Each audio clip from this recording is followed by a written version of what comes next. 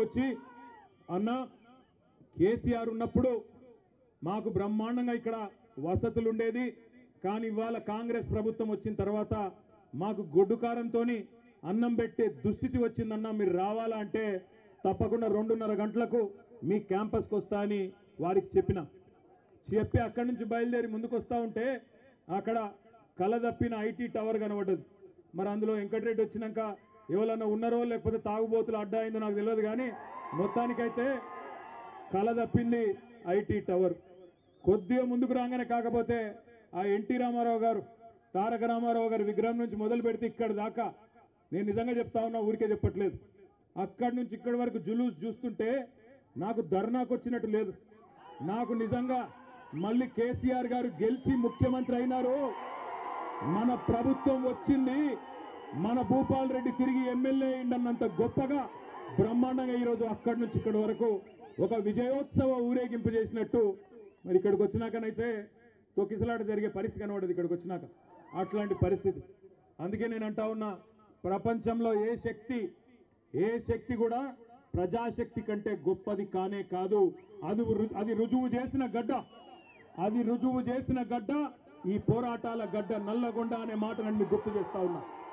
ఈ రోజు కాదు, ఇవాళ ఉన్న వాళ్ళు కొత్తగా మేమేదో సామ్రాజ్యానికి అధిపతులైపోయినాం, చక్రవర్తులైపోయినాం, రారాజులైపోయినామని విర్రవీగుతున్న వాళ్ళ గురించి కాదు నేను చెప్పేది. ఒకనాడు బండెనుక బండి గట్టి 16 బండ్లు గట్టి ఏ బండ్లు ఓడతావు కొడుకో నైజాము సర్కరోడా అని ఆనాడున్న నియంతను నిలదీసిన గడ్డ నల్లగొండ. అందుకే పోరాటానికి స్ఫూర్తి అయిన నల్లగొండ గడ్డకు వందనం. ఇక్కడికి విచ్చేసిన ప్రతి నల్లగొండ రైతు బిడ్డకు శిరస్సు వంచి పాదాభివందనం. కేసీఆర్ గారు తెలంగాణ ఉద్యమంలోనే ఇక్కడికి వచ్చేటప్పుడు మా సోదరుడు రసమై బాలకృష్ణ గారు గుర్తు చేస్తా ఉండే, అన్న ఒక్క మాట చెప్పాలి, నువ్వు తప్పకుండా యాద్ చేయాలి అన్నాడు. ఏందన్నా అంటే చెప్పినాడు, అన్న ఒకనాడు కేసీఆర్ గారు స్వయంగా పాట రాసిండే, పక్కన కృష్ణమ్మ ఉన్న ఫలితమేమి లేకపాయే, పాలమూరు నల్లగొండ పంటలన్నీ ఎండిపాయే అంటూ కేసీఆర్ గారే స్వయంగా కలం పట్టుకొని మరి మన నల్లగొండ దుస్థితి గురించి వర్ణించి ఆనాడు జలసాధన ఉద్యమంలో 2002-03 సంవత్సరంలోనే పాట రాసిండు అని అన్న చెప్పిండు. అనగానే పక్కనే నిరంజన్ రెడ్డి గారు అందుకొని, అదేమంటావు బాలకిషన్, అక్కడ ఉండే ఫ్లోరైడ్ పరిస్థితి గురించి కూడా కేసీఆర్ గారే పాట రాసిండు కదా, బ్రహ్మాండమైన పాట రాసిండు, సూడు సూడు నల్లగొండ గుండె నిండా ఫ్లోరైడ్ బండ అంటూ ఇక్కడ కాళ్ళు చేతులు నడుమంకర పోయిన లక్షలాది మంది గురించి కూడా కేసీఆర్ గారే రాసిండు కదా అని చెప్పి నిరంజన్ రెడ్డి గారు వెంటనే అందుకున్నారు.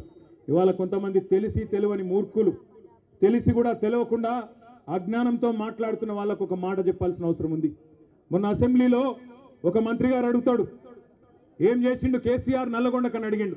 నేను గుర్తు చేస్తా ఉన్నా ఆ మంత్రి గారికి, నల్లగొండ జిల్లా ముద్దు బిడ్డలందరికీ, ఇక్కడికి వచ్చిన రైతు బిడ్డలందరికీ, ఏం చేసిండు తెలంగాణను కేసీఆర్ అంటే, భారతదేశంలోనే పంజాబ్ను హర్యానాను తలదన్ని వరి పండించే విషయంలో భారతదేశంలోనే తెలంగాణను నెంబర్ 1 చేసిండు కేసీఆర్. తెలంగాణ భారతదేశానికి నెంబర్ 1 అయితే మొత్తం తెలంగాణలో నల్లగొండ జిల్లా వరి ధాన్యం ఉత్పత్తిలో నెంబర్ 1 చేసిండు కేసీఆర్ అనే మాట గుర్తు చేస్తా ఉన్నా. ఎట్లా చేసిండు మరి?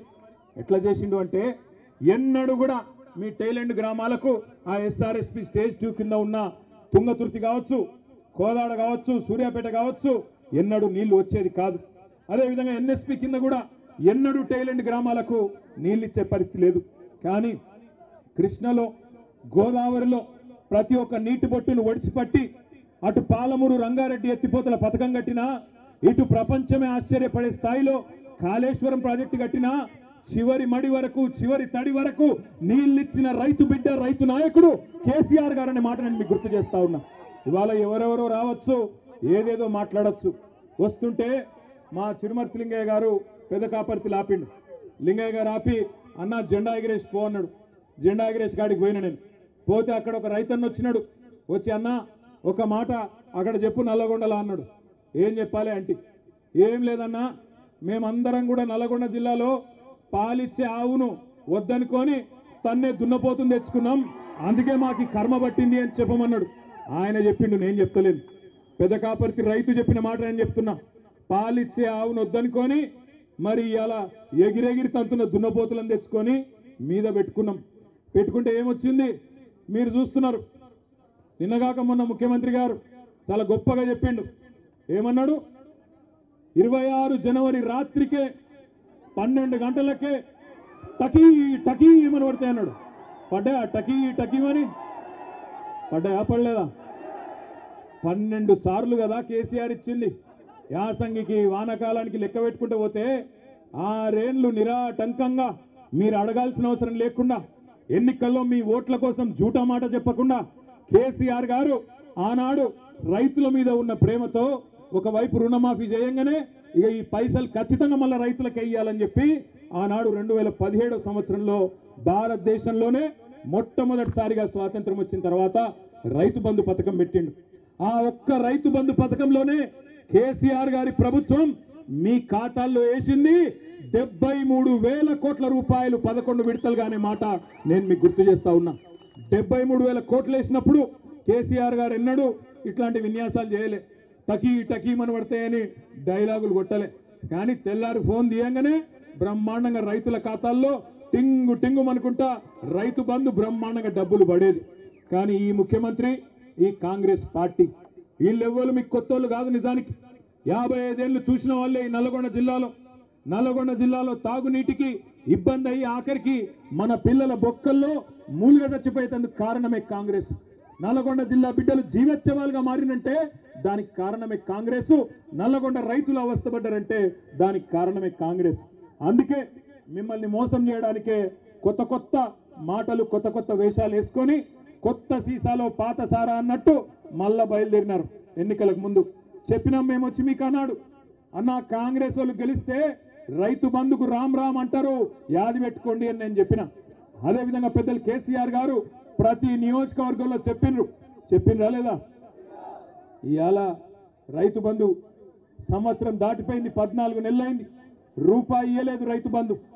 మొట్టమొదటిసారి ఆనాడు కేసీఆర్ ప్రభుత్వమే ఎలక్షన్ల ముందు ఇద్దామని పెడితే ఆ రోజు రేవంత్ రెడ్డి ఉత్తరం రాసి ఆపిండు. ఉత్తరం రాసి ఎలక్షన్ కమిషన్కు ఆపిండు. ఇప్పుడు రైతు బంధు పైసలు వేస్తే మళ్ళా రైతులు కేసీఆర్కే ఓట్లేస్తారు, ఆపాలని చెప్పి ఆపితే అప్పుడు మనం పైసా